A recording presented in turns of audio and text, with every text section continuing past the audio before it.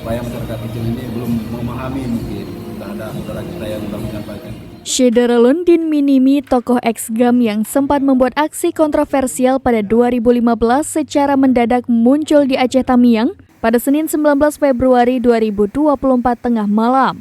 Din Minimi terlihat berada di sebuah kafe di Kecamatan Karangbaru, Aceh Tamiang bersama sejumlah temannya. Penampilan ayah 3 anak itu terlihat berbeda. Salah satu perbedaan mencolok terlihat pada model rambut yang dikuncir ke belakang. Lama tidak muncul di publik, Din Minimi ternyata menjalani sejumlah kegiatan di 3 kota, Banda Aceh, Medan, dan Jakarta. Namun meski selalu bergerak ke 3 kota itu, Din Minimi memastikan dirinya tetap berjuang untuk masyarakat kecil.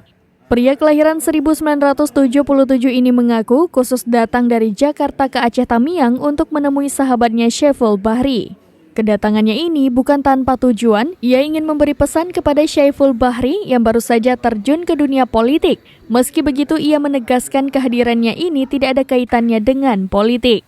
Selama ini Din Minimi mengenal Syaiful Bahri sebagai prajurit TNI. Keputusan Syaiful turun ke politik dinilainya sangat mengejutkan sehingga ia merasa perlu memberikan beberapa masukan. Pertama saya mengucapkan saudara saya sudah menjabat dalam pemerintahan walaupun kecil.